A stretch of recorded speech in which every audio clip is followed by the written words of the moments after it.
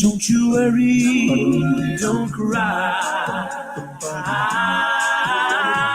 God is standing by.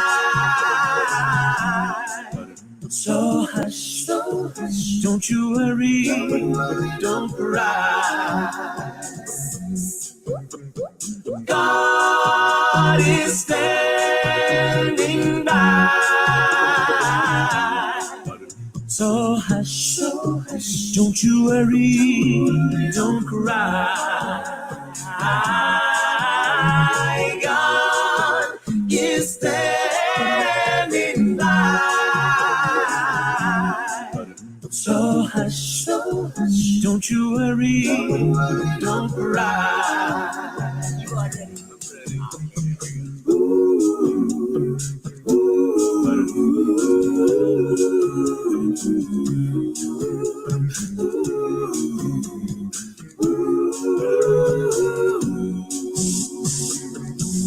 Oh, and when troubles come, don't cry, no, don't cry. When all your dreams and would-be fortunes pass you by, my. Oh, and when there is heartache, so many trials, life's unclear. Just look up toward heaven, there's a God and He's standing near. Oh, God is standing by. So hush, don't you worry, don't you cry, don't you cry, no, God is standing by. So hush, don't you worry, don't you cry. And when there is party, all your friends and loved ones, they leave you, and you hurt so bad, you feel you just don't know what to do. Oh, and if you're wondering if there's anybody who really cares, let me assure you that there's a God and He'll be right there. Yeah, oh God is standing by. So hush, don't you worry, don't you cry. God is standing by. So hush, don't you worry, please don't you cry. Oh, God, my God is standing right by your side, right there day and night. So hush, don't worry, don't cry. Don't you worry, don't cry, no, He will be by your side. You can close your eyes, He's right there, He's right there. So don't you worry, don't cry. I'm trying hard to reassure you. Don't you worry, don't you cry. Hear me when I say, so hush, don't you worry, don't cry.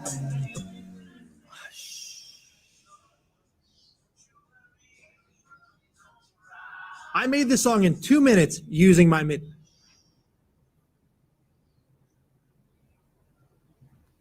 Oh, Jesus, you gave her water, you know my Jesus gave her water. Oh, Jesus gave her water, and it was not from the well. Oh, Jesus, you gave her water, you know my Jesus gave her water. Oh, Jesus gave her water, and it was not from the well. Well, there was a woman from Samaria who came to the well again. get some water. And there she met a stranger, and he did her story tell. She left my Savior singing, she came back to him bringing the time she had living more. Let us not from the well. Oh, Jesus, he gave her water. He gave her water. You know my Jesus gave her water. Oh, Jesus gave her water, and it was not from the well.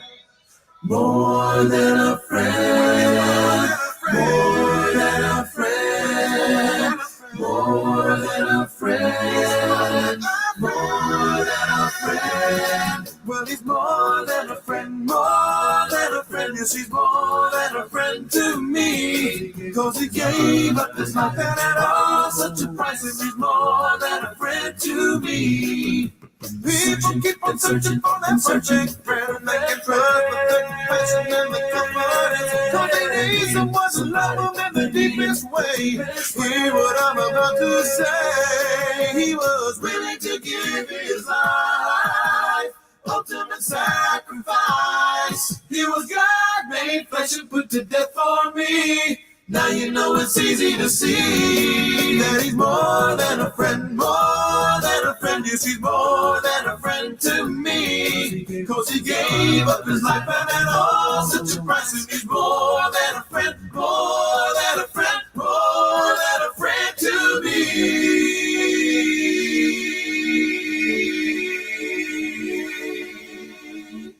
God made him who had no sin, so that we might become his righteousness. Well, instead of ourselves, he offered himself, so that we might become his righteousness. So that we might become his righteousness. So that we might become his righteousness. Oh, holy God was offered for us, so that we might become his righteousness. So that we might become his righteousness.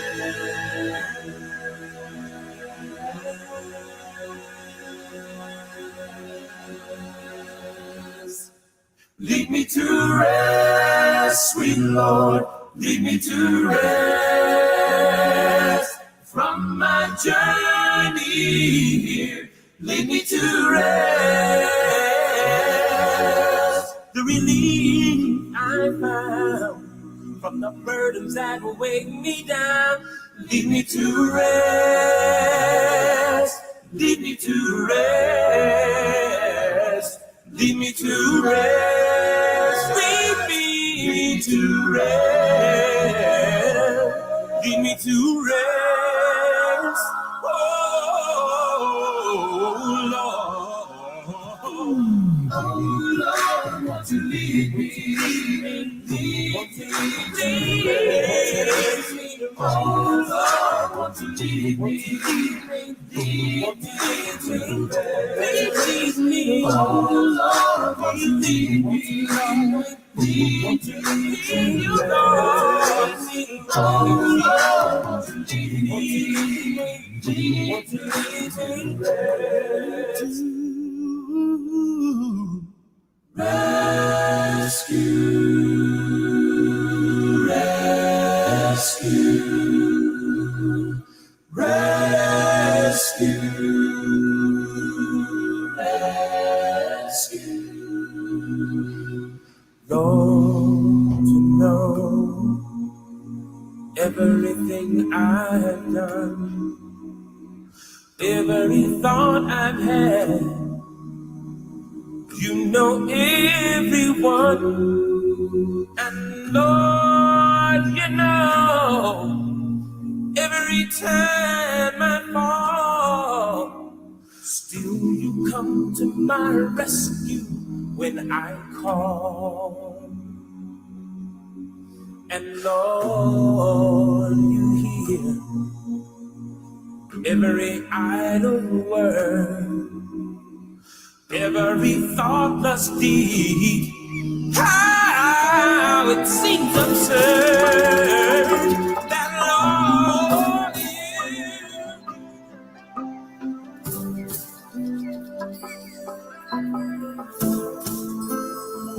you are here, moving in mountains. I'll worship you. I'll worship you. You are here, working in this place. I'll worship you. I'll worship you. We make a miracle work, promise keep, light in the darkness. My God, that is who you are. We make a miracle work, promise keep, light in the darkness. My God, that is who you are. You are here, touching every heart. I worship you. I worship you. You are here, healing every heart. I worship you. I worship you. We make a miracle work, promise keep, light in the darkness. My God, that is who you are. We make a miracle work, promise keep, light in the darkness. My God, that is who you are. Miracle worker, miracle worker. You are the miracle worker. Even when I don't see it, you're working. Even when I can feel it, you're working. You never stop, you never stop working. You never stop, you never stop working. Even when I don't see it, you're working. Even when I can feel it, you're working. You never stop, you never stop working. You never stop, you never stop working. Even when I don't see it, you're working. Even when I can feel it, you're working. You never stop, you never stop working. You never stop, you never stop working. Even when I don't see it, you're working. Even when I can feel it, you're working. You never stop, you never stop working. You never stop, you never stop working. Every heart, in every heart, you turn my life around. Oh God, you are my way maker. You're the miracle, miracle, miracle worker. Touching every heart, feeling every heart. You turn my life around. My God, you are my way maker. You're the miracle, miracle, miracle worker. We make a miracle work, promise keep, light in the darkness. My God, that is who you are. You are the miracle worker. We make a miracle work, promise keep, light in the darkness. My God, that is who you are. You are here, mending every heart. I worship you. I worship you. You are here, turning lives around. I worship you. I worship you. Welcome to 93.5 FM, KRFM, operated by the Boulevard Baptist Church at 2 Washington Boulevard, Kingston, Jamaica. This morning we have as our special guest Dr. Mark Nicely. Dr. Mark Nicely, as of November 1, will become the Secretary General of the powerful Jamaica Teachers Association. Welcome, Mark. Thank you, Reverend Dick. It's great to be here on air with you. Tell us, for you to get the job of Secretary General, were you just appointed as a favored son? What's the process? Absolutely not. The job was advertised in the Gleaner and shortlisted. And then, of course, you attend an interview, rigorous interview. And from that process, the panel would make a recommendation to our General Council. And then the General Council ultimately, which is the highest decision-making body outside of conference, ratified the recommendation of the panel. You are succeeding Byron Farquharson. What would be even one thing you would have learned from him? Okay, well, for the record, I've learned many things from him. He has led the association with a steady hand, and he has ensured that all members of staff has a role to play, and his actions have been always in the best interest of the teachers that we serve. Tell us, when you become the Secretary General of the Jamaica Teachers Association as of November 1, what would be your main priority? Well, the main priority is to ensure that we continue to unite and serve. I think I want to enter that role under the banner of servant leadership, so that we are an organization who serve teachers, and teachers, though they get paid, I think it's a service as unto God. And of course, as staff, we also have a responsibility to serve the teachers as unto God. And so it will be, for me, ensuring that we all understand our roles and responsibilities. We are a powerful union, as you indicated, but we want to ensure that we are a responsible union, and a union which operates under the guidance of Almighty God. Thank you, Mark. Could you tell us something about your educational background and your career so far? Where have you served before? Okay, so I graduated. I'm a Myconian, so I'm from the Myco. When I left Myco, I went to England for a while, 3 years, and I worked there in the business of retail and trade, British Petroleum. But I heard a voice calling me to return to Jamaica and to give back to Jamaica, not from a distance, but here on the rock, as we call it. And so I returned to Jamaica. I started off at Young Women Christian Association. I taught math and science there. And then I went to Constant Spring Primary and Junior High School, where I was the senior guidance counselor and senior teacher 3. I served for approximately 2.5 years there, and then went on to Hayes Primary and Junior High School, where I was principal for 7.5 years, and then moved on to the Jamaica Baptist Union, William Knibb Memorial High School, where I served for 4 years. In between that, I'd have lectured at many of the tertiary institutions in Jamaica, worked with the Ministry of Education, Hartrust, NTA. Technically, I've been around the block. I've been in early childhood, special education, you name it. I've been in all the areas. So that has been my journey over these many years, and it has equipped me, I believe, to be in a good position to serve in this capacity that I'm now offered. Tell us something. When were you president of the Jamaica Teachers Association, and what would you say was your major accomplishment or accomplishments? Okay, well, 2013, 2014, I was president of the JTA, and it was a rocky time. It was the time when we had the loss of approximately $100 million. And I think my major achievement was the role I played in helping to steady the ship, to restore confidence of our members, and to take us from that episode into a new dispensation. And we rose stronger and more powerful.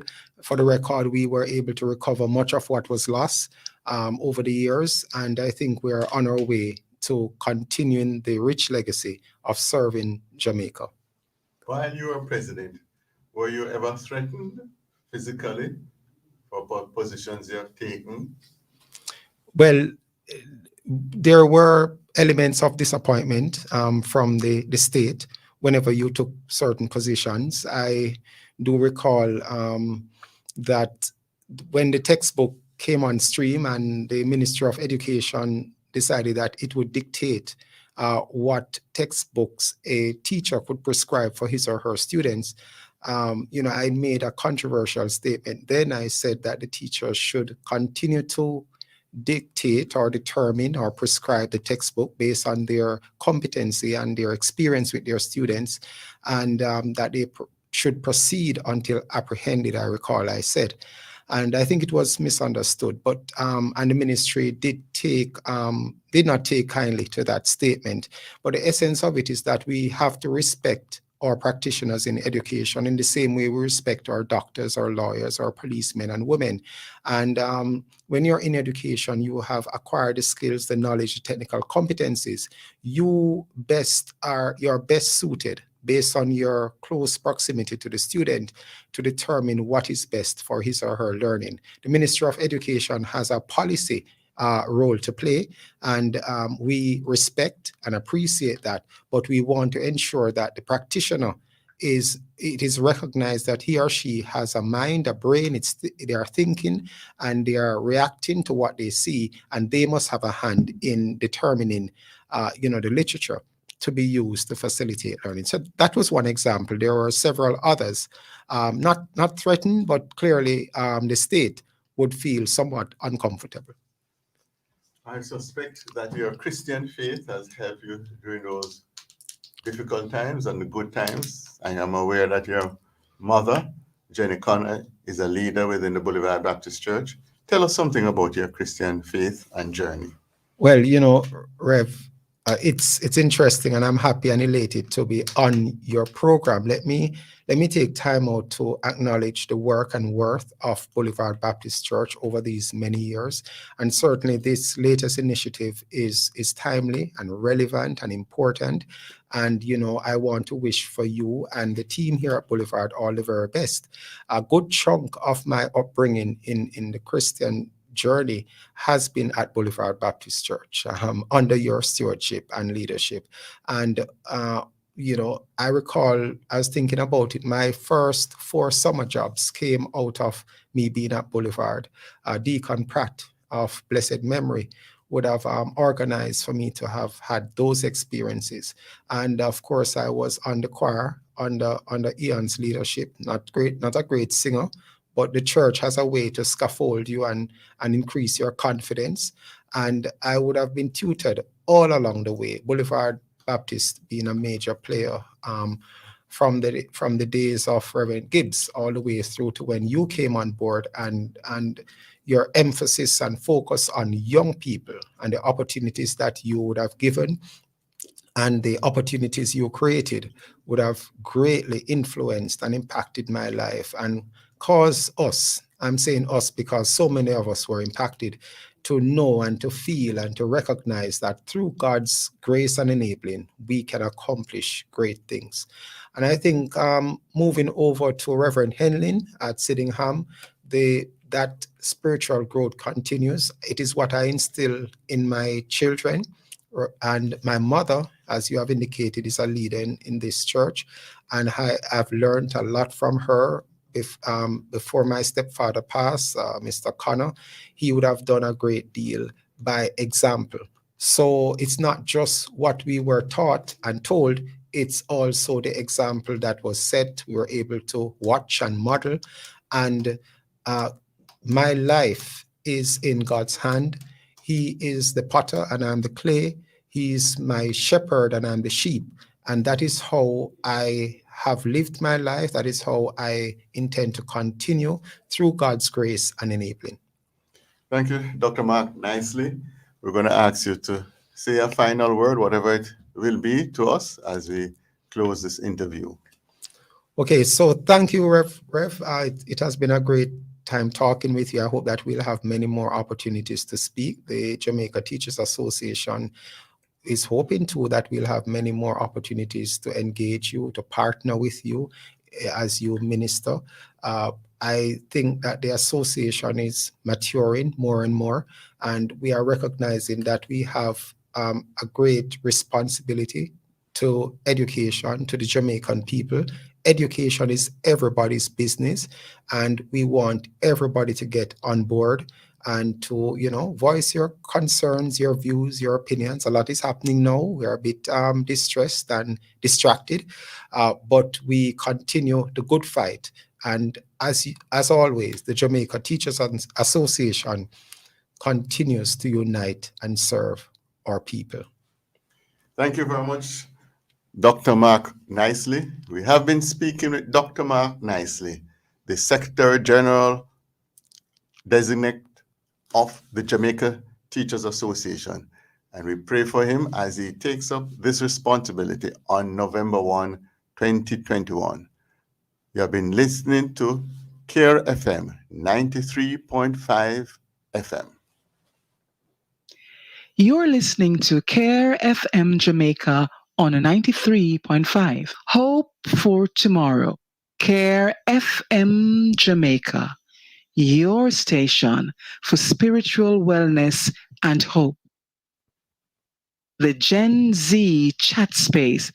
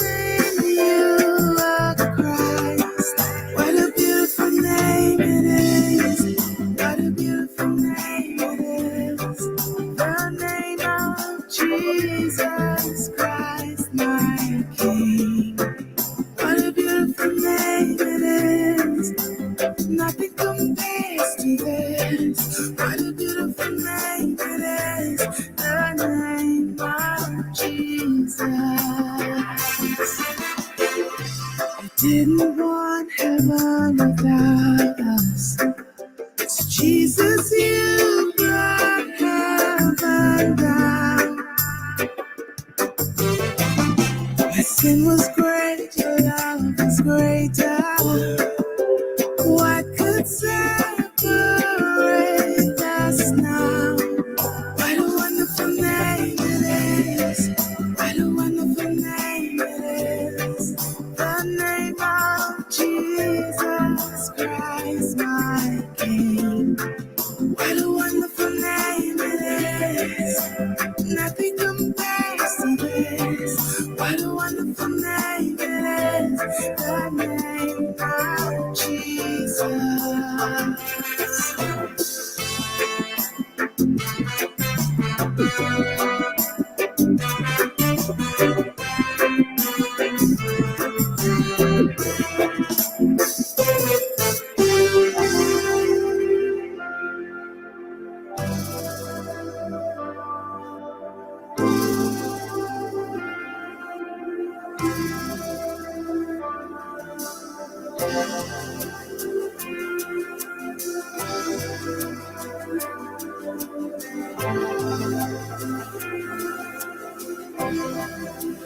That could not hold the veil tore before you. You silenced the boast of sin and grave. The heavens are roaring, praise of your glory. For you are raised to life again. You have no rival. You have no equal, now and forever our God reigns. Yours is the kingdom, yours is the glory, yours is the name above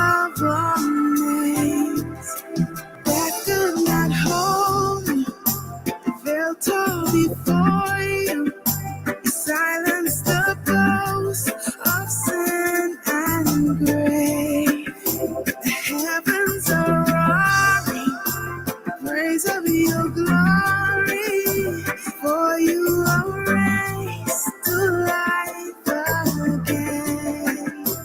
You have no rival, you have no equal, now and forever, God, you reign. Yours is the kingdom, yours is the glory, yours is the name above all names. What a powerful name it is. What a powerful name it is. The name of Jesus Christ, my King. What a powerful name it is. Nothing can stand against. What a powerful name it is. The name of Jesus.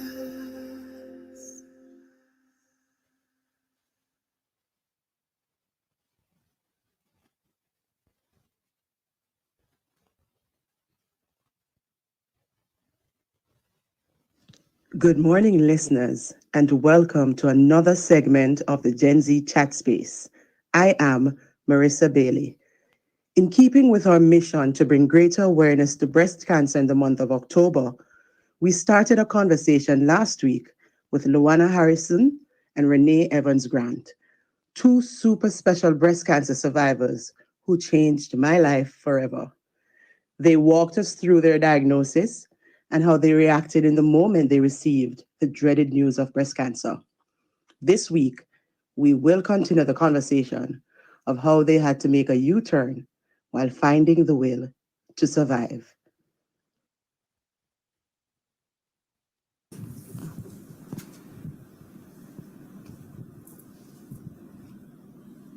Good morning and welcome to this another segment of the Gen Z Chat Space, where we share experiences through the eyes of the young.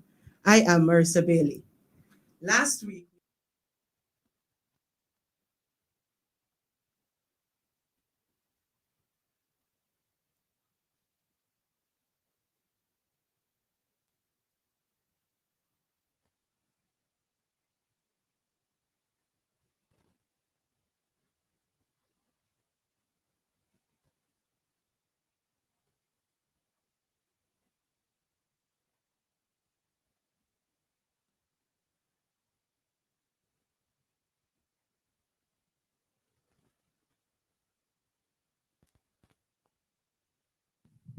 That's deep.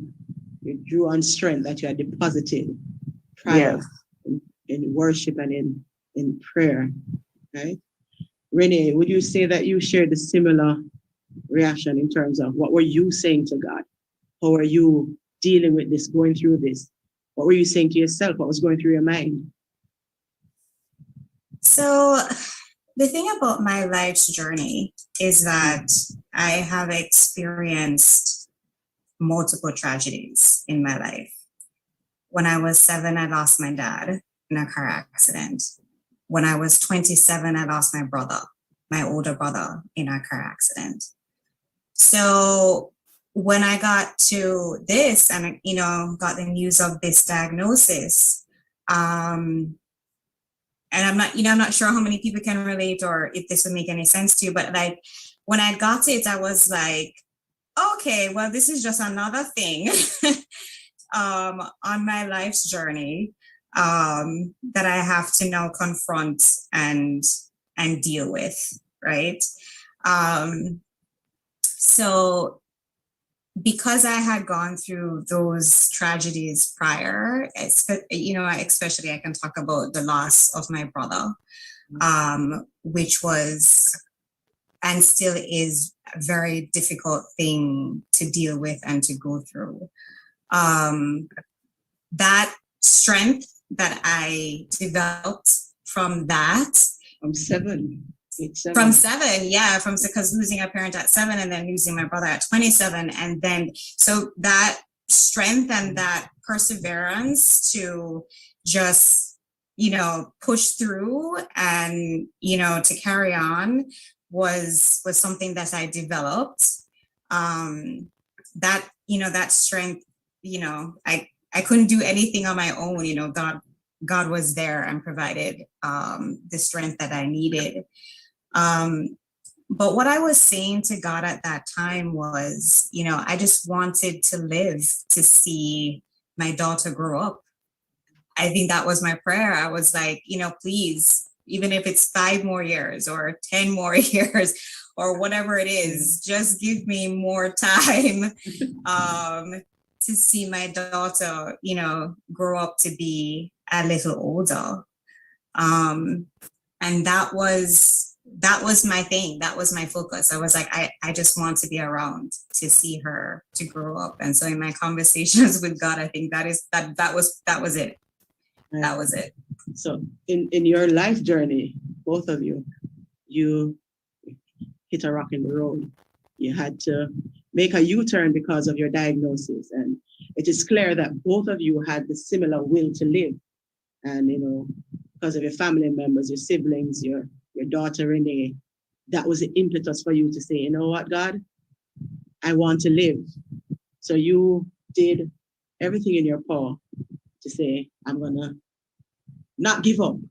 Or was it that you felt at some point, Luana, that I don't want to do this. I don't want to live. I want to give up. I'm tired. I don't want to fight. Or is it that you, at every stage, at this point, I want to live? There were moments, honestly, especially going through chemo, there were moments where I was like, I really am tired. I don't want to go through this anymore, but then those moments don't last long, because as soon as, you start thinking of, life and your dreams and your plans, it kind of gives you the will to just get this done. Right. So even though, because honestly, when people said I have a phobia against needles, that's me. When it come on to me, I said, God, are you taking me through this to get over all these fears? Because I had a fear for like needles and blood and, all that kind of stuff. And like being diagnosed with cancer, trust me, there's no escape from drawing off blood and needles and, all of that. So, there were... Just to jump in, I have to jump in here and say that you are my sister when it comes to that, because growing up, needles? Oh no. Forget about it. Real needle phobia, and it was extreme. And then now, just like you, whenever like everything that I've gone through and still go through now, I'm just like, Lord, you must have been playing some real tricks on me, because now I'm just encountering needles left, right, and center. Right. So, there were moments, especially, and I'm just skipping through the journey because I know we can talk all day about this, but, there were moments, I can remember I got done with my 16 rounds of chemo and, you're thinking, okay, this is it. I am done. And then I go to my doctor's appointment and they're like, okay, well, the next step is surgery. And I'm like, okay, another hurdle, because, each treatment has its own side effects. It has its own take on life, so you overcame chemo, you went through the ups and downs of how chemo drags your body through the dirt, and then you're hearing, okay, you have to do surgery. And, but before I get into the surgery, yes, because I kind of want Renee to tell us, we're shadowing our brakes now. We're slowing down because now we have to look ahead on this life's journey. So I want to just get Renee's take on, I know she said earlier that the doctor said that, she'll be okay. And they were gonna prepare her for the steps ahead. So Renee, before Luana goes into her aspect of treatment, I want you to share with the listeners what your treatment was like and how soon after your diagnosis you had to go into treatment. Was it urgent? Could you wait? Was it, did your radiologist say, we need to do this tomorrow? Just walk us through your treatment and then we can go back to Luana on her. Yeah, my radiologist was really, he was he was approaching it with a manner of urgency. And, you know, he's like, okay, we're going to schedule you for your MRI, which I think I did the following week or maybe the next day. I'm kind of lost on the time frame, but I remember doing the MRI pretty quickly after, and then scheduling the appointment with my surgeon. And so after my radiologist, my next appointment was with my surgeon. And, you know, she took a look at the MRI imaging and everything. And she recommended genetic testing because of my age. Because she said, you know, depending on the results of the genetic testing would kind of help to guide the my treatment, right, to determine what would be the best course of action. So I think it was 2 weeks after that, I did my genetic testing, and I got the results. And I think for that, you're tested for like over like 60 different genes that are related to breast cancer. And I came back negative for all of them. And so because of that, my surgeon was like, okay, so you have a choice between doing the lumpectomy or doing the double mastectomy. She explained that, you know, based on what she's seeing from the imaging and the size and, you know, the fact that I'm not carrying any of the genes, she's like, you know, both the lumpectomy with radiation and the double mastectomy have similar outcomes, like the outcomes are the same. So I opted to do the lumpectomy and so scheduled the surgery. And then the week of my surgery, my surgeon calls me and says that the radiologist wants to do an MRI guided biopsy because on second look of the images, there was an area that they were kind of iffy on, another area. And so they said they needed to do an MRI guided biopsy just to make sure that if there's another bump in that road. Exactly. And so, and then, you know, I didn't talk about my first MRI, but my first MRI, I did not emotionally, I was not prepared. I mean, I was inconsolable in tears and crying. And the sheer panic on my husband's face. My husband is normally a very even-keeled, calm person. And I was just inconsolable. The technicians didn't know what to do because, you know, they're there to do a job and they need to just move on to the next person, you know, and they're trying to get me, you know, into the MRI room to have this done. And they had to go out and get my husband and bring him into the room, and the sheer panic on his face when he saw me crying, just inconsolable. And, you know, his thought was, how am I going to get her from the chair onto the MRI bed? You know, like, he's like, how am I going to do this now? And, you know, he just walked up to me and he says, listen, you're not getting any results today. So can we just get this done so the nice people can go on with their day? So eventually I got there and I, you know, got through the MRI. But Marissa, I'm telling you, I do not do an MRI without Xanax. Some kind of calming drug. It's the only way I can get through MRIs. Anyway, I digress. So I had to do the MRI guided biopsy. And 2 days later, it came back normal. They said that those areas that they were concerned about was nothing to be concerned about. So they could only now focus on that one area that had the disease in it. And so, so I, you know, did the surgery. They did a lumpectomy. Lumpectomy, yes. I did a lumpectomy. And for the benefit of our listeners, you can just tell them what the lumpectomy is. Well, it's basically for the benefit of me too. just taking out, removing the lump or the area that has the malignant cells. So, you know, I also want to point out for people who are listening that I never felt a lump. Never.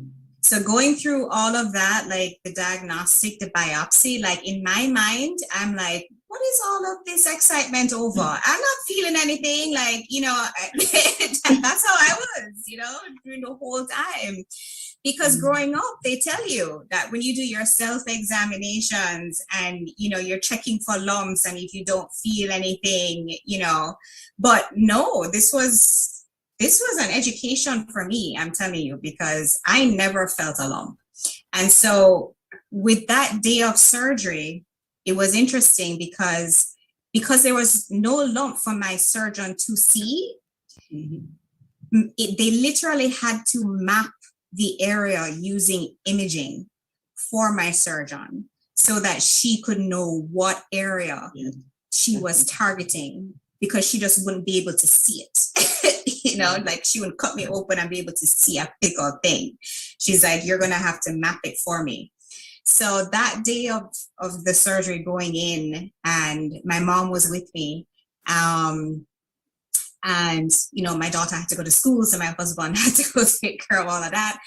And so, you know, going into that day of surgery and, you know, going in for them to do the mapping and all of that was just such an emotional experience. Like, you know, I'm crying through all of this thing. And, you know, all the doctors are like, listen, we caught it early. We just need to just take care of this one area. You caught it early, you're going to be fine. You know, they kept telling me that. But, you know, when you are diagnosed with cancer, like there is really nothing that anybody can say to you that is going to build, you know, make you sit all comfortable and pretty and be like, oh, okay, that, you know, everything's going to be fine. No.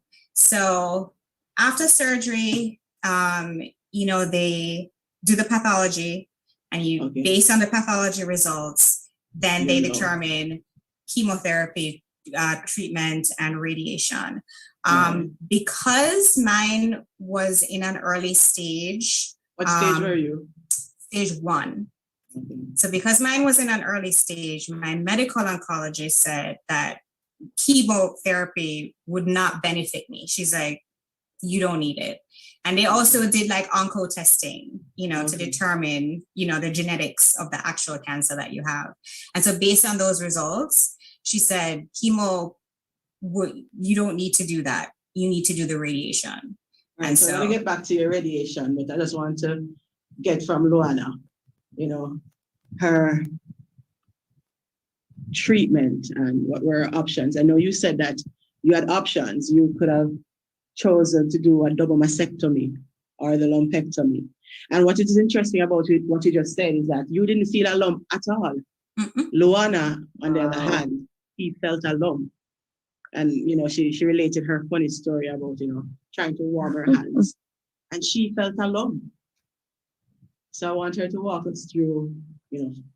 So firstly, I must say, Renee, I admire your strength, you know, just going through all of that from so young. I admire your strength. But for me, so after getting diagnosed, you know, as Renee said, the doctors are on top of it. They want to start their appointments right away.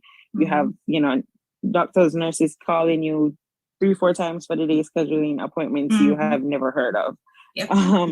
So the first appointment, I had to go to the hospital, and they made me meet with an oncologist, which is basically a cancer doctor. And then I had to meet with the radiologist, and I had to meet with the surgeon.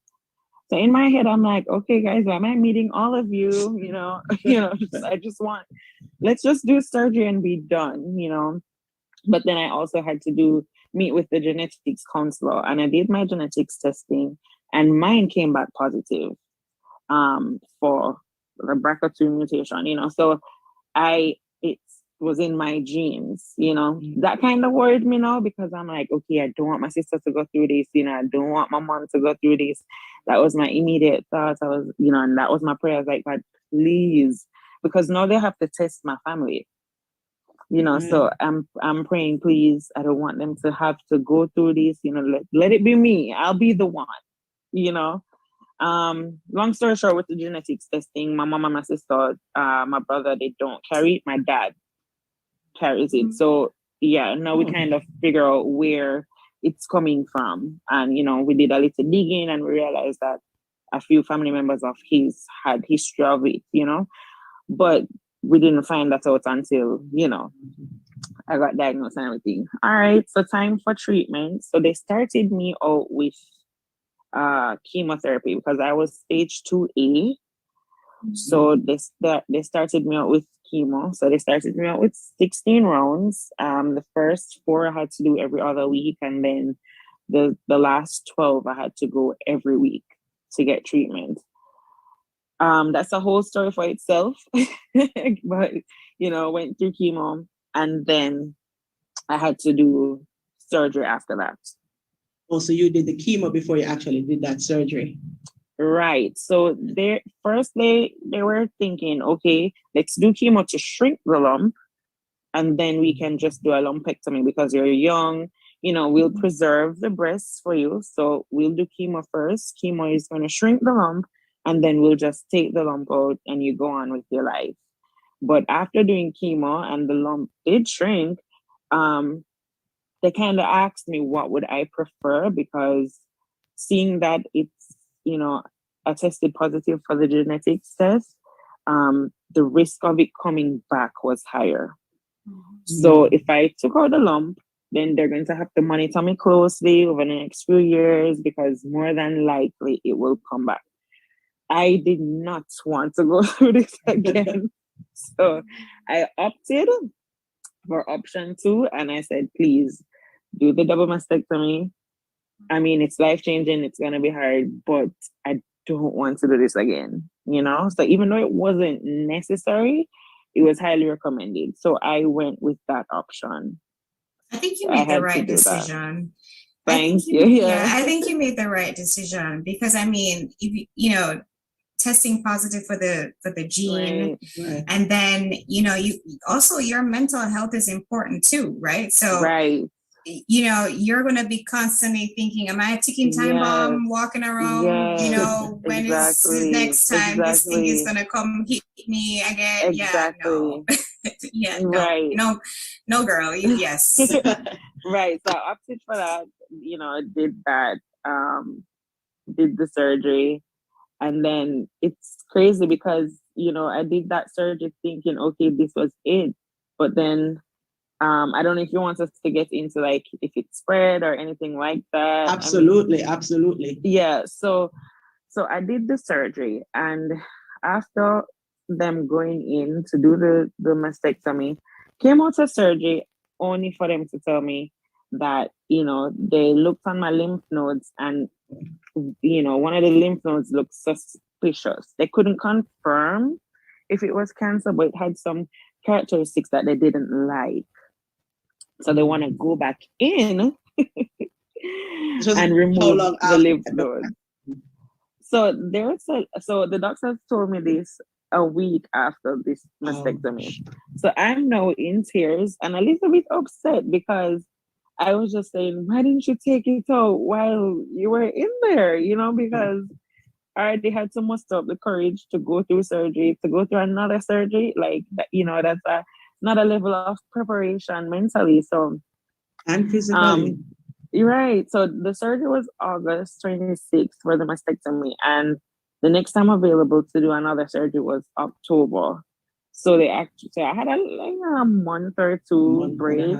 Yeah, but you know, your body is still healing from this major surgery. So, you know, I had that little break, and then they went back in to take out the lymph nodes. And then, you know, when you take out your lymph nodes, you have the risk of lymphedema, where you know, the fluids that usually run through the lymph nodes now don't really have anywhere to go. So you risk the swelling in the arm. So you can no longer take your blood pressure on that arm. You know, so much changes. Yeah, because I was about to ask, how was it life-changing for you? Yeah, so the mastectomy was one thing. You can only imagine, you know, you're used to having your breasts, now you have to go to not having them, you know, kind kind of put me in a state where I was sad for a while because, I dream of having children, and, when you dream of breastfeeding and all of that stuff, and you will no longer have that opportunity, so all of that was emotional. But, you want to make a decision to live. So I had to make that choice, so I did. Did the lymph node removal, and then because the lymph node looked suspicious, they recommended radiation as well, just in case there was anything, there. So they did radiation. No, because I did radiation, the second part, because the mastectomy is a 2-part process, they put what's called expanders in, and the expanders only stay in for a year.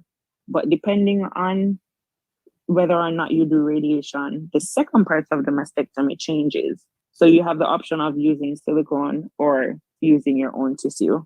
So because I did radiation, the silicone option was not an option for me. Because radiation damages the skin, it gets dark and hard. So now the silicone wouldn't work well with the skin. So now I had to do another major surgery. So now we have to remove tissue from another part of your body to replace. So wait, we're at 3 surgeries now. You did chemo, surgery, plus another surgery, and then you're at a 3rd surgery? Correct. Yes. That is correct. So the last surgery, they kind of just call the reconstruction, which is should be the last phase in everything, wrapping up everything. So, but this surgery is a bit more invasive than the mastectomy, because now you're removing tissue from, either your belly or your thighs or so, to put that tissue now. And you're removing blood vessels to reattach to your chest now, to recreate the breast. So it's a lot. You have done this 3rd surgery already? Yes, I just did it. I say just because everything feels fresh, but I did it in July of this year. So strength is the word, and God gives us the strength, and we can do anything. Yes. Christ will strengthen us. But this is some super and extraordinary strength, to be going through a double mastectomy at 28? So the mastectomy was 27. 27. So I'm 28 now. And you did both breasts at the same time? At the same time. You're a walking miracle. And then after all of that, you had to do that second lymph node removal surgery. Right. Did you have to do chemotherapy after you did those 2 surgeries? No. Or it was just radiation? Just radiation after, just radiation. And when you thought that everything was okay after this radiation, there's a 3rd surgery? Correct. And I don't think you're ever fully prepared for what's next, because in your mind, you're just thinking, okay, I'm counting on the days, radiation is almost done. I'm going to ring the bell and we are done, but not quite, And even after you're done with all the surgeries and everything, your life will just never be the same.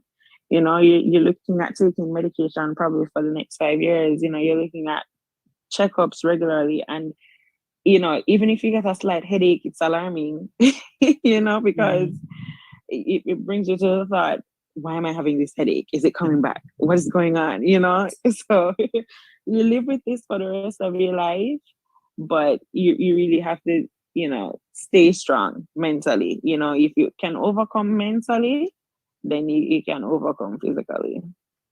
Yes, I know I asked you earlier about what you were saying to God. I mean, after the 1st surgery, I know what you probably were saying to God. But the 2nd surgery and then a 3rd surgery, at that point, what are you saying to God? Did you ever feel that desire to stop living? So, right at the last surgery I did in July, I had a whole year break from surgeries and treatment. So I was in a different mental space this year for surgery. I was a little bit more nervous. It's like I got the break and I got comfortable with life kind of getting back to normal. So it's like going back into surgery, I was reliving the moment and I got nervous all over again. And I just kept praying. I was like, God, please, I know you brought me through the last time. I don't know why I'm so nervous this time around, but please bring me through again, please. And the crazy part about this surgery is that I would have to spend 3 to 4 days in the hospital. Last surgery, I went home same day. So this one now, I'm gonna. The lymph node. The double mastectomy. No, double mastectomy. I went home same day. Same day. Sleep in the. Did not even sleep in the hospital. Yep. Talk about remarkable strength. Right. Went home same day. You know, with this one, no, you know, I had to walk with a walker, so they didn't send me home. You know, so I'm in the hospital for days. Now, let me tell you the twist on this story. I am laying there in the hospital, roasting with fever, with fever. But everybody is saying, okay, it's a side effect of the surgery. Let me tell you that 3 days after my surgery, I tested positive for COVID. Have mercy, Jesus. Listen, I was like, I'm done. This is enough. My hands are thrown up. I can't do it. But I had to just tell myself, all right, Luana, you have to make it through this. And I'm not gonna lie, I was scared in the moment because I was saying, people dying from cancer and people dying from COVID.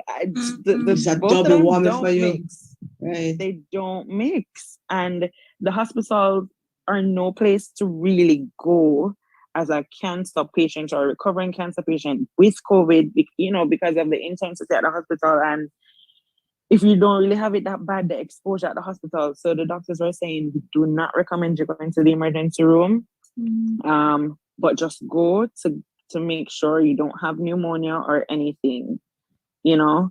So they checked me for, God is so good though, let me just stop and say, because they did not test me while I was recovering from surgery those 3 days. Because if they did and I was positive, they would move me to the COVID ward.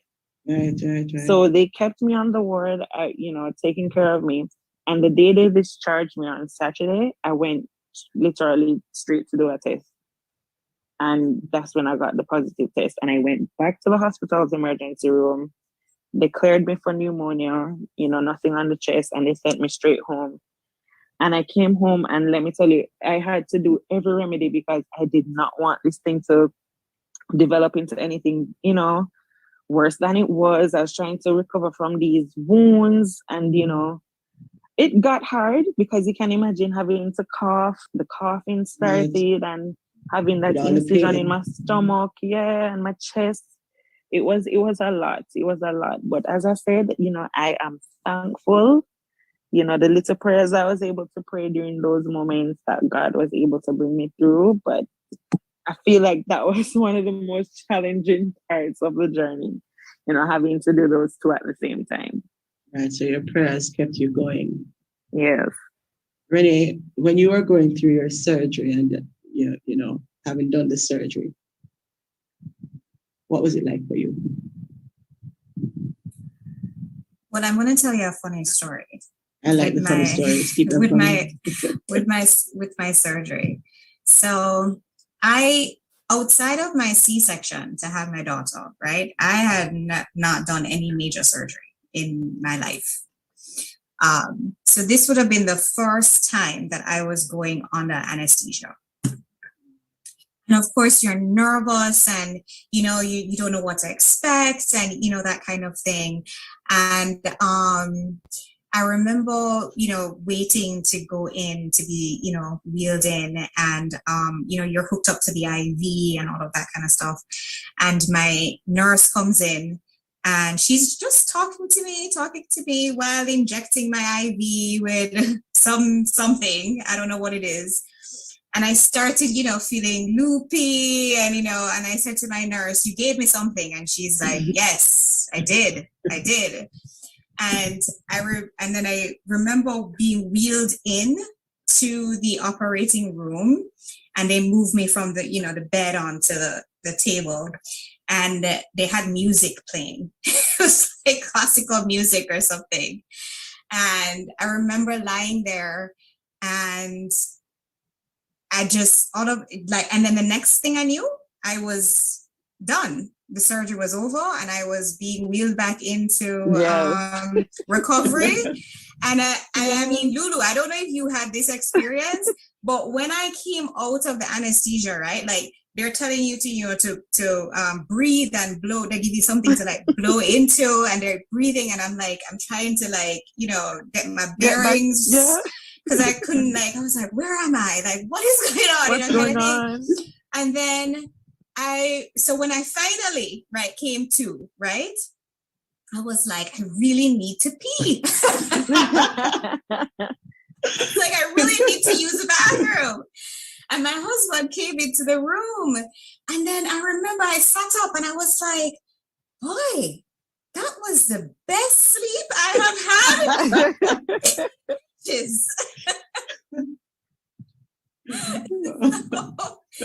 So that was the surgery. Okay.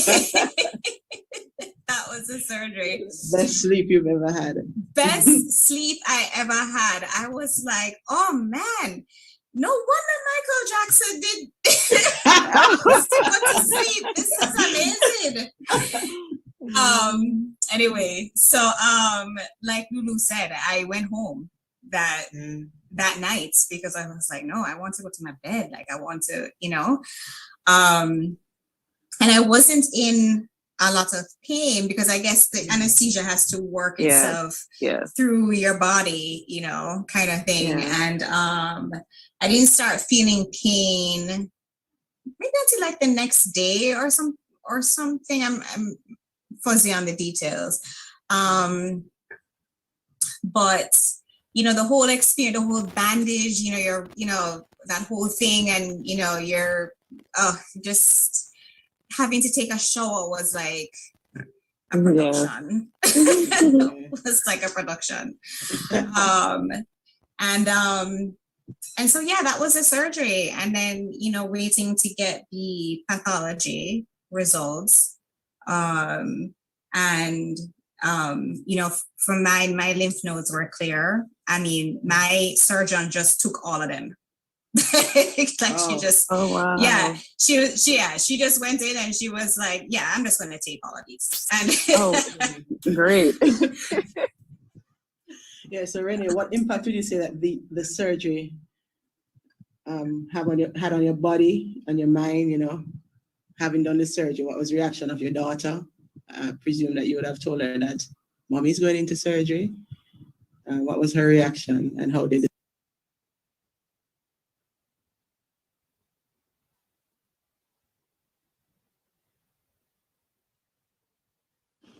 Wow. The words are resilience and strength, which only God gives. Thank you for listening. Next week, we will conclude the conversation as Luana and Renee assure us that the journey is looking ahead and remind us that though faced with cancer, they have not been canceled. Until then, God bless you and walk good. You're listening to CARE FM Jamaica, the Gen Z chat space. Hope for tomorrow.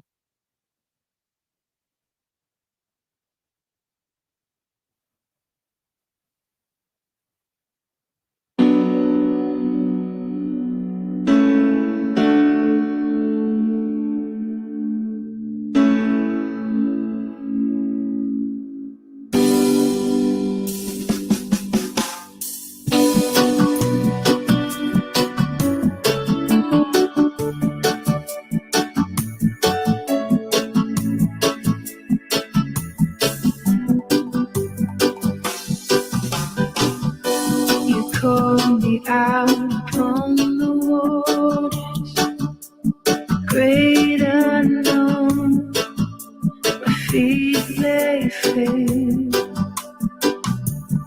and there I find you in the mystery, in oceans deep, my faith will stand. Upon your name and keep my eyes above the wave. When oceans rise, my soul rests in your embrace. For I am yours and you are mine.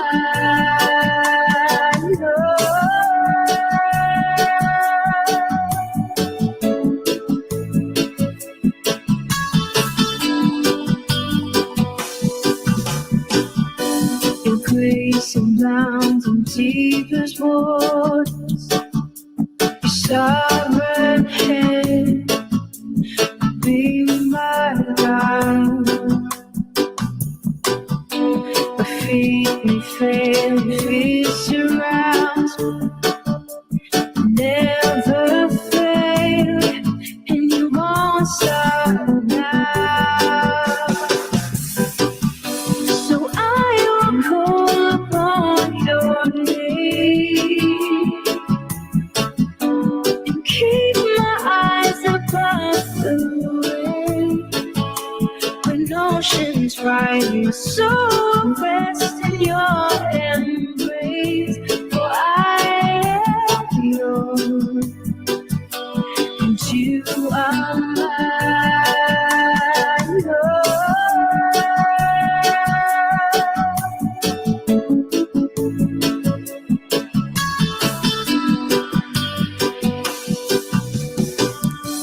Spirit, lead me where my trust is without borders. Let me walk upon the waters wherever you would call me. Take me deeper than my feet could ever wander, and my faith will be made stronger in the presence of my Savior. Spirit, lead me where my trust is without borders. Let me walk upon the waters wherever you would call me. Take me deeper than my feet could ever wander, and my faith will be made stronger in the presence of my Savior.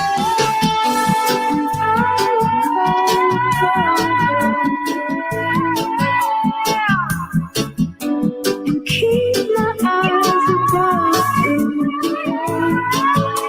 When oceans rise, my soul rests in your embrace. For I am yours, Jesus, you are mine.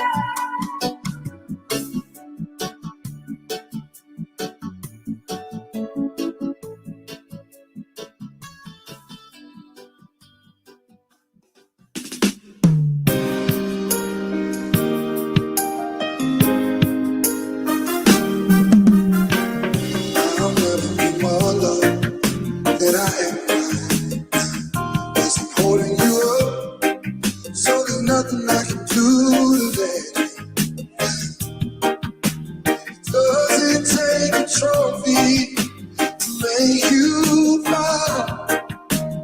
I'll never be more loved than I am right now. Going through a storm, but I won't go down. I hear your voice carrying the rhythm of the wind to draw me out. You would cross an ocean, so I wouldn't drown. You've never been closer than you are right now. You are a child. You are enough. Child, you are enough. So I will be content, even if it's in every circumstance. You are a child. You are enough. Never enough. Always enough. More than enough. Forever enough. Always enough.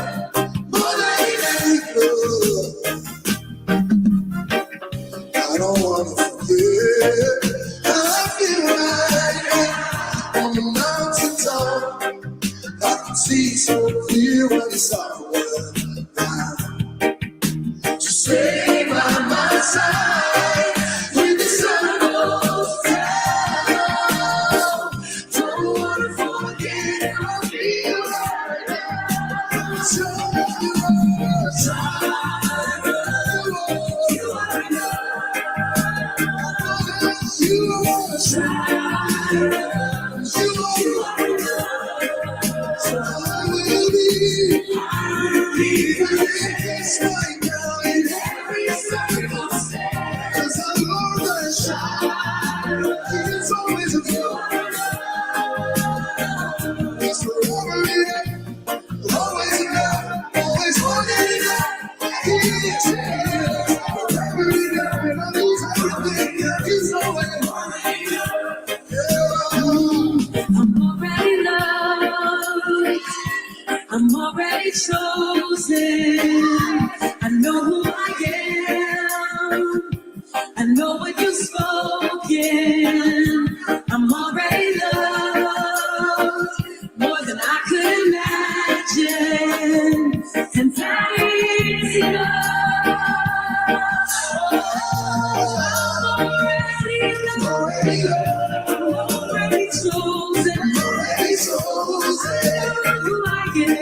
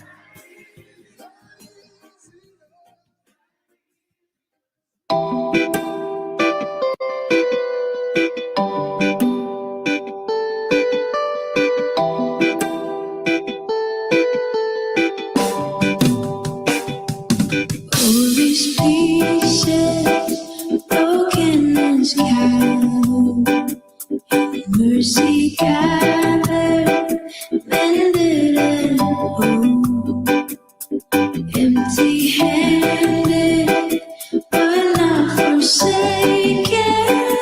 I've been set free. I've been set free.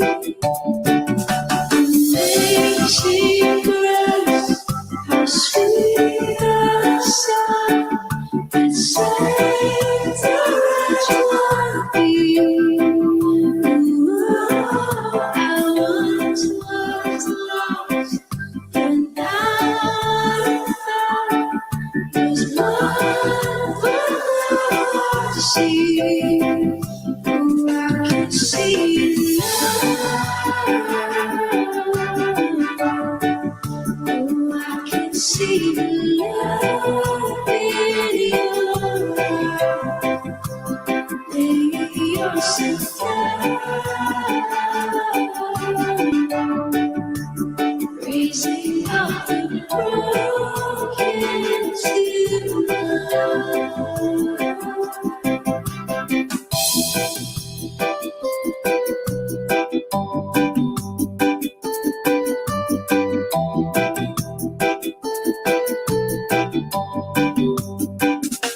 take our failure, you take our weakness. You set your treasure in jars of gold. So take this heart, Lord, I'll be your vessel. The world to see your love in me. Amazing grace, how sweet the sound that saved a wretch like me. I once was lost, but now I am found. There's one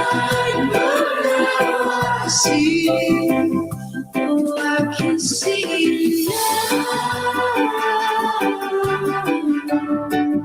Oh, I can see the love in your eyes. Baby, you're so fine. Raising up the broken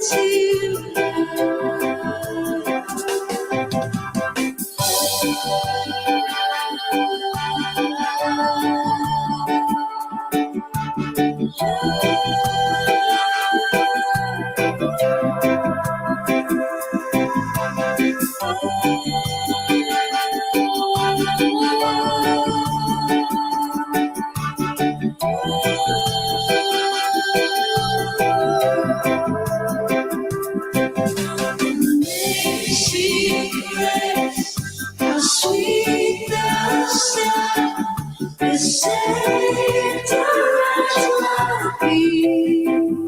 I once was lost, but now I found. There's blind, but now I see. Oh, I can see now. Oh, I can see the love in your eyes. Baby, you're so fine. Raising up the broken.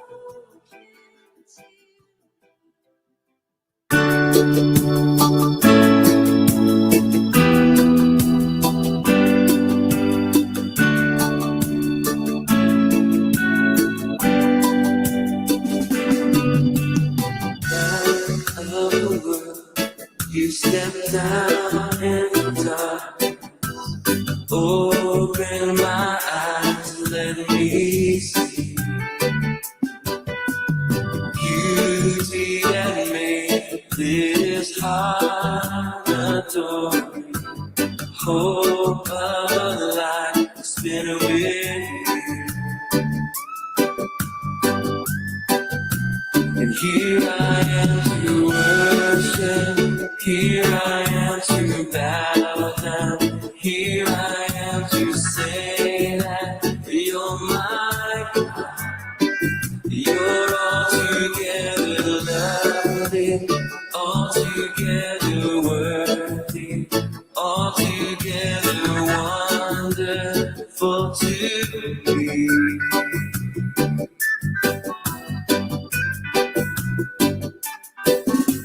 King of all things, oh so highly exalted, glorious in heaven, love. Hungry you came to the earth you created, all for love's sake became poor. Here I am to worship, here I am to bow down, here I am to say that you're my God.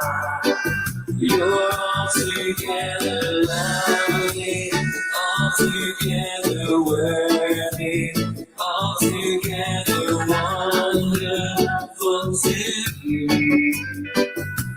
Here I am to worship, here I am to bow down, here I am to say that you're my God.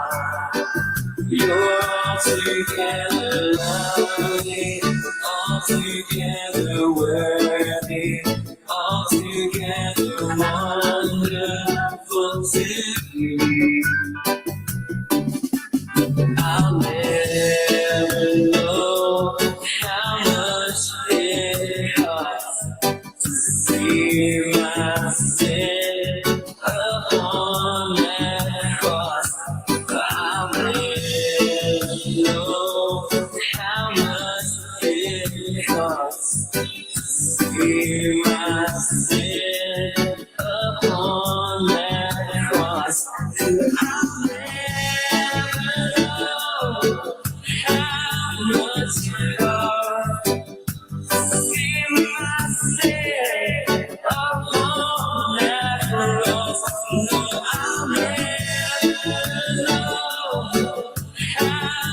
what you are. Be myself, alone after all. Here I am to worship. Here I am without. Here I am to say that you're mine. You're altogether lovely, altogether worthy, altogether wonderful to me. Here I am to worship. Here I am to bow down. Here I am to say that you're my God. You're altogether lovely, altogether worthy, altogether wonderful, wonderful. Yes, you are, Lord.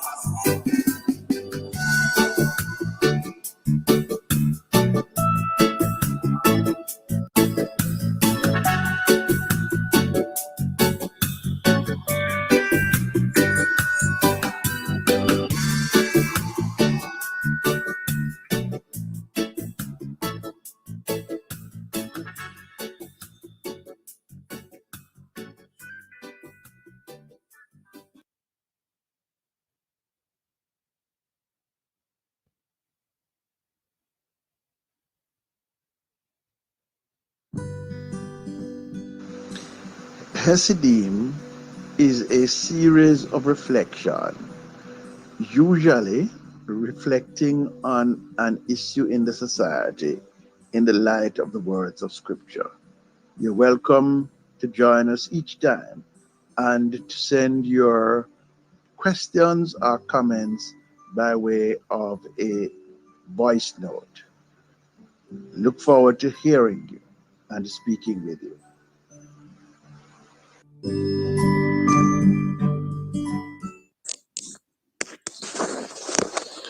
I put my hand on precious metals in Zambia for the first time this week. I got my hand on some diamond gems from the DRC and on chunks of copper stones from near the Konkola copper mine, KCM, in Chingola, Zambia. 4 second-year students from UCZU asked to take me on a field trip to visit the KCM in Chingola on Friday afternoon.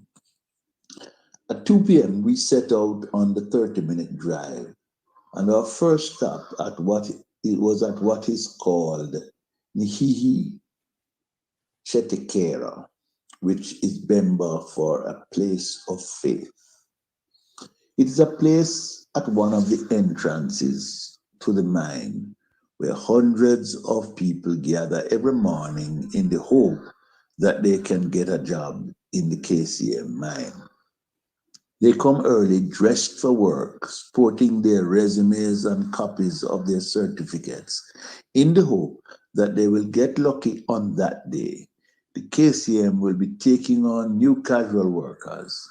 Sometimes it happens, 10, maybe 20, and on a day, even 40 new persons are randomly selected, just like that. If KCM employs that day, their faith has paid off. And if not, they come again the next day. The story of arrogance and contempt by KCM for ordinary Zambians and the way it treats the people of Chingola was to get worse as the day's journey progressed. There is no sign of social investment by KCM in the community, from which so much wealth is extracted. My 4 friends were excellent hosts. They were Jeffrey Chiwala, the driver and former employee of KCM Smelter. Since then, became a policeman, now a theology student and trainee minister. Then Samuel Shimwanza, Fabiana Muchanga, and Abraham Chanza. They had a Bob Marley album playing in the back of the Toyota Corolla motor car, everything from By the Rivers of Babylon to Buffalo Soldiers. They also played Eric Donaldson's Cherry O Cherry O Baby, and This Is the Land of My Birth. They had obviously prepared well for me. We looked at the smelter, complete with explanations of how it works, and viewed the conveyor belts taking rocks with copper into the plant. The garbage with heaps of plastic bottles is strewn on the verges, uncollected. Solid waste management is not a strong suit of Zambian townships. The dusty streets strewn full of community members dot the hillside. The houses are dilapidated. But by comparison, the paved tarmac is well organized when it appears. We headed in a direction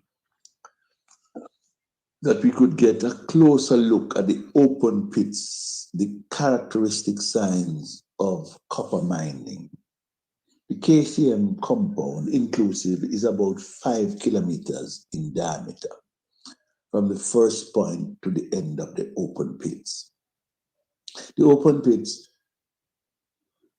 pit is about 2 kilometers in length and about 500 meters wide as the crow flies, with a depth of, I would say, about 300 feet. It is a monstrous and savage sign of human beings' lack of stewardship of the physical environment and the most palpable evidence of the crime being committed against the Zambian people by the extractive industry called copper mining.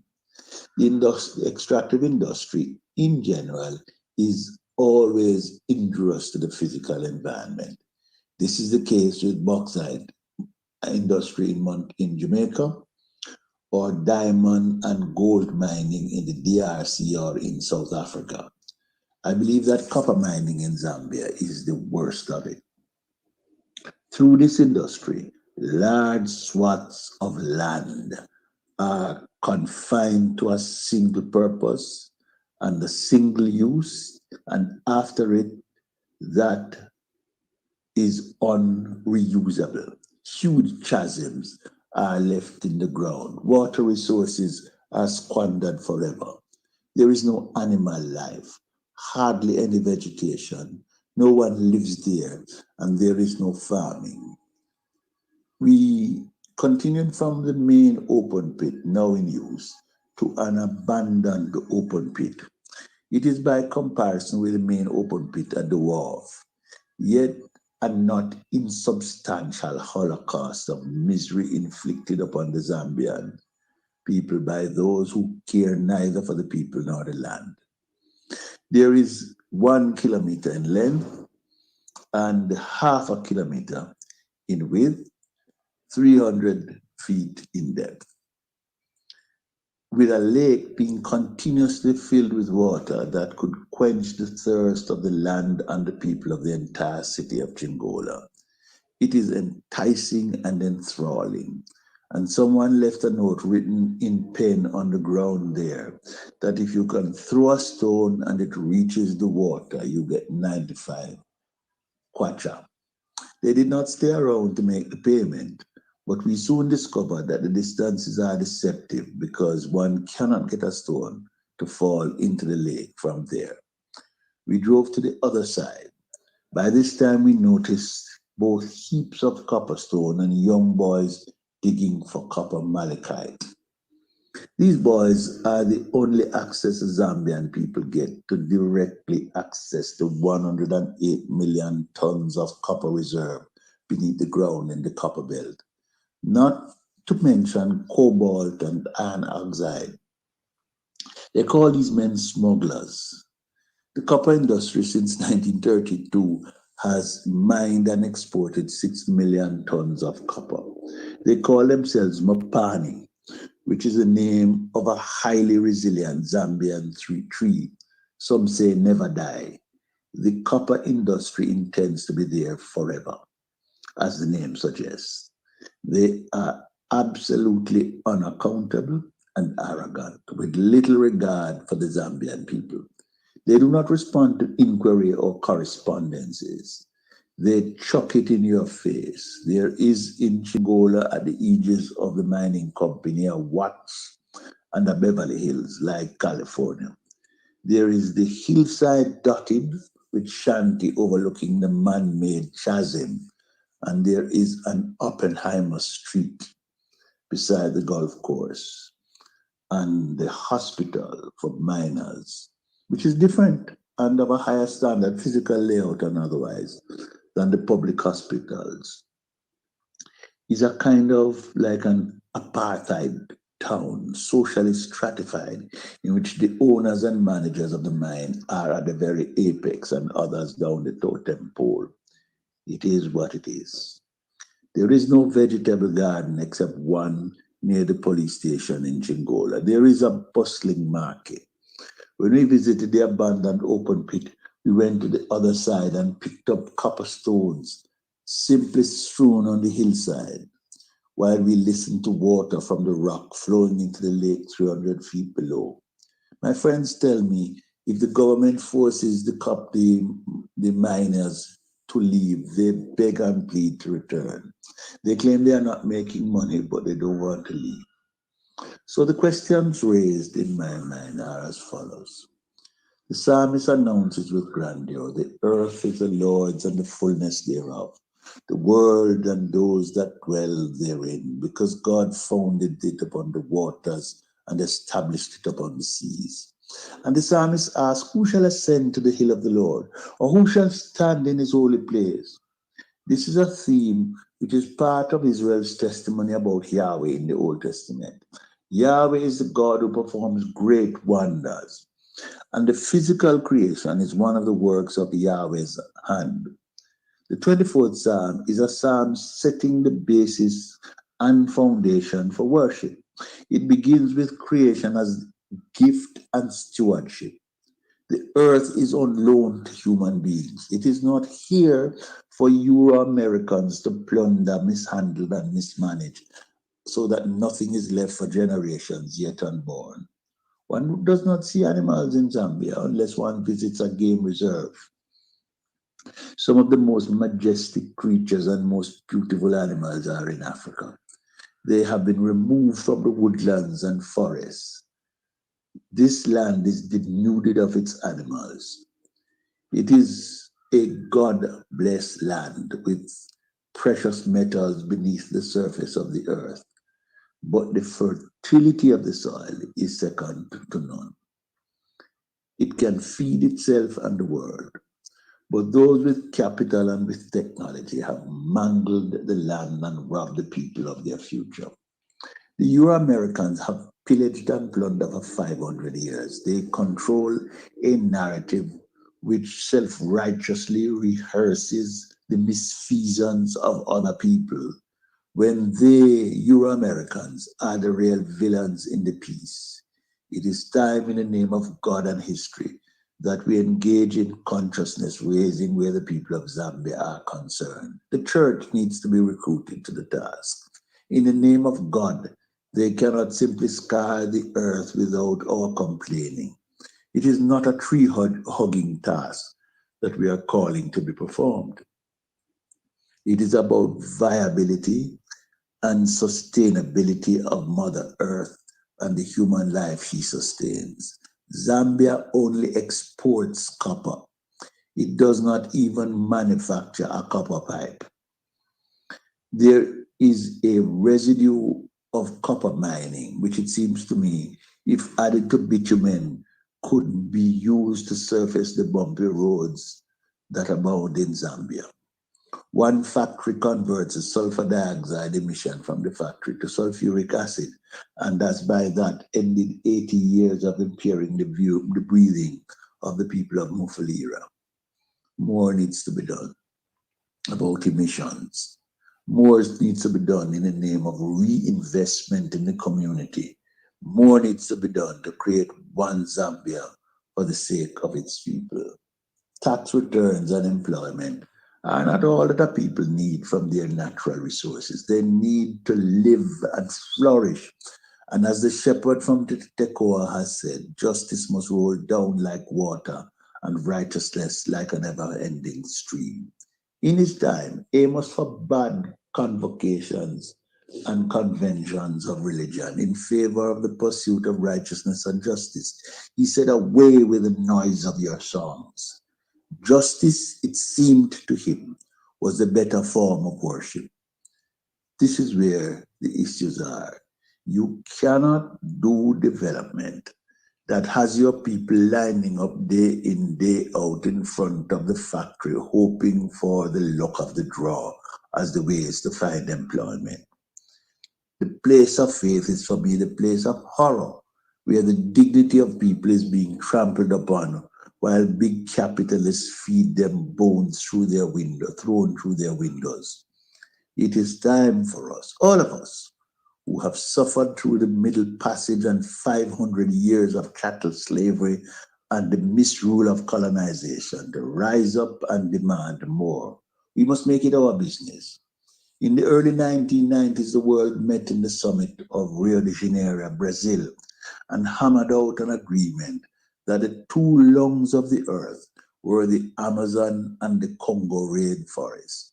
And for the sake of the future of the human family, the world should pay incentives to both countries, Brazil and the Congo, not to reap the timber from their rainforest, so that Mother Earth could continue to breathe.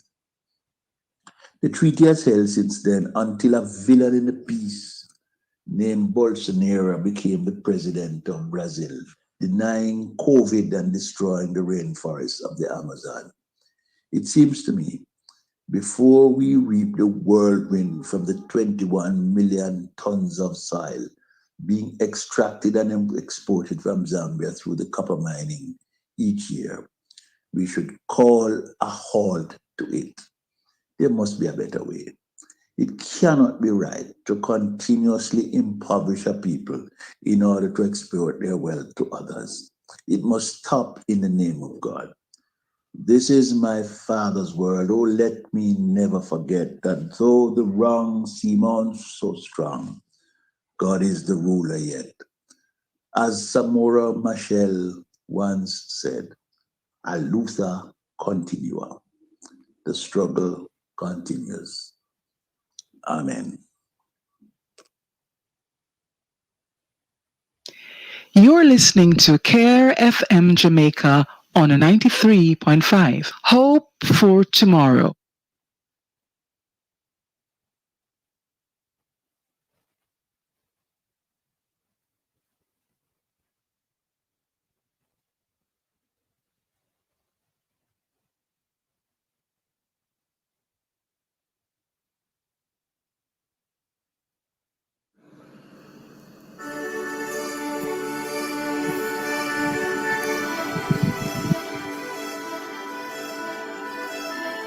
It is now time for another in the series, Let's Make Music. This morning, we present to you a Welsh folk hymn, Beautiful Saviour. The voices you will hear are that of June Ion Sui, soprano and alto, and Joseph McIntyre, tenor and bass. Be blessed.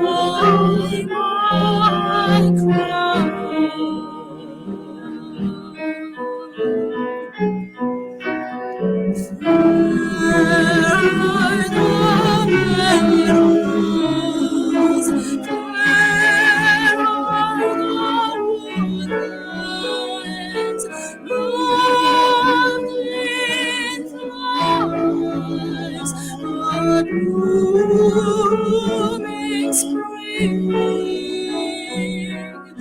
Jesus is come. Jesus is come. He makes our sorrow in spirit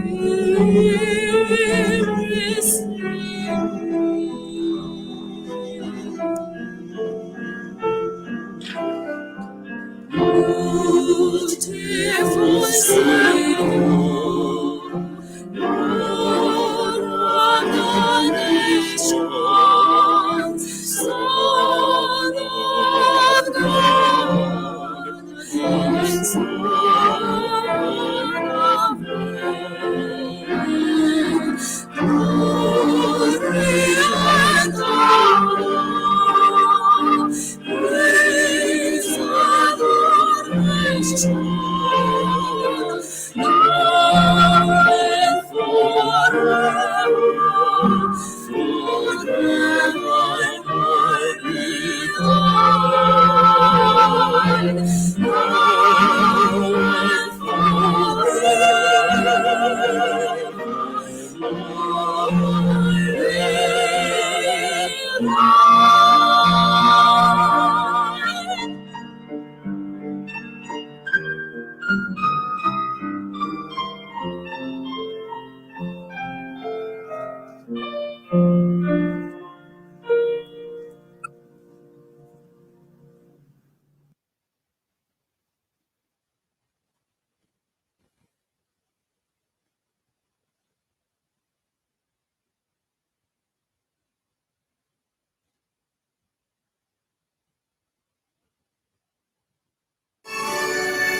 You just heard another in the series, Let's Make Music. It is my hope that you were blessed by the offerings this morning. Until next week, Sunday morning, please continue to make music.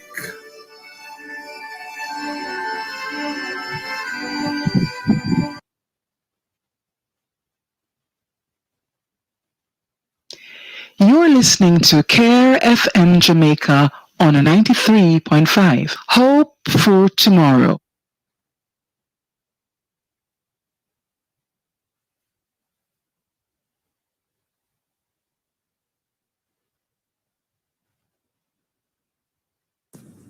We have come to the end of another Hope for Tomorrow broadcast. Join us next week Sunday morning when we will again come to you live from the studios of Care FM Jamaica, located at the Boulevard Baptist Church and transmitted via 93.5 FM. On behalf of studio engineer Delvin Hutchinson and program moderator Joseph McIntyre, this is assistant program moderator Paul and Malcolm, wishing you a safe and productive week. Until next week, stay safe, wise up, and vax up. Be sure to join us this evening at 6:30 p.m. via our YouTube and Facebook pages for our ministry empowerment feature. Unwrap and discover your dominant gifts, led by Sister Sophia Williams.